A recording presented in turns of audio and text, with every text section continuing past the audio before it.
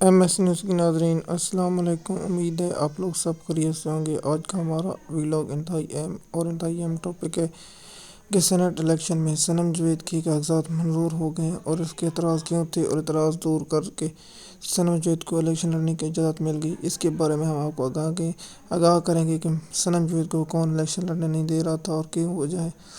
جیسے کہ آپ جانتے ہیں 2024 کا الیکشن 8 فروری کو جو ہونا تھا، اس میں صنم جاوید کے الیکشن کے کاغذات پہلے مسترد ہوئے، پھر لاہور ہائی کورٹ سے مسترد ہو گئے، اس کے بعد سپریم کورٹ سے منظور ہوئے، لیکن صنم جاوید نے الیکشن لڑنے سے انکار کر دیا۔ پھر کسی عماد فاروق کے بھائی کو الیکشن لڑنے دیا، لیکن 47 کے تحت اس کو بھی ہرا دیا گیا۔ اور صنم جاوید نے جب عمران خان نے سینٹ کی الیکشن لڑنے کا کہا تو عمران خان نے جب اس کے کاغذات منظور تو الیکشن ٹربیونل نے صنم جاوید کے کاغذات مسترد کر اس کے بعد لاہور ہائی کورٹ میں چیلنج کیا گیا، جسے لاہور ہائی کورٹ کے جج نے کاغذات منظور کر لیے۔ کیونکہ سپریم کورٹ کے کاغذات منظور ہوئے، اس لیے صنم جاوید کے کاغذات مسترد نہیں کیے جا سکتے تھے۔ اس سے میں حیران ہوں کہ صنم جاوید کو الیکشن لڑنے سے کیوں خوف زدہ ہے، کہ خواتین سے اتنا خوف زدہ کیوں ہیں کہ انہیں الیکشن لڑنے نہیں دیا جا رہا۔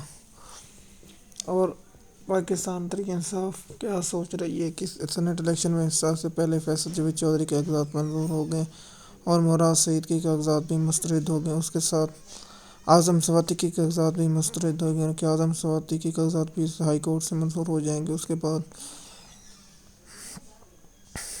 بہت سے جو ارکانوں کے کاغذات عماد اظہر کے ضمنی الیکشن کاغذات مسترد ہو گئے، لیکن پہلے منظور ہوئے تھے۔ میں تو حیران ہوں پاکستان کے قانون پر جو کاغذات پہلے منظور ہوئے تھے اور اس کے بعد مسترد ہو جاتے ہیں۔ پہلے جنرل الیکشن میں کاغذات منظور ہو گئے تھے، لیکن ضمنی الیکشن میں کاغذات مسترد کر دی گئے۔ یہ پاکستان کے کیسا قانون ہے؟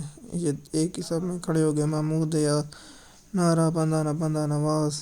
پاکستان کے قانون اور پاکستان کی یہ دیکھ کے ہر کوئی شرما جاتا ہے۔ جیسے کہ میں نے آپ کو پہلے بتا چکا کہ پاکستان کے کون سے ارکان سینٹ الیکشن لڑے تھے۔ پی ٹی آئی کے ارکان جن لوگوں کے کاغذات مسترد ہوئے تھے ان کے کاغذات منظور ہو چکے ہیں اور ان کے کاغذات منظور ہو چکے ہیں اور اب یہ الیکشن لڑ سکتے ہیں۔ کے پی کے سے اور پنجاب کے سینٹ الیکشن میں یہ حصہ لے سکتے ہیں۔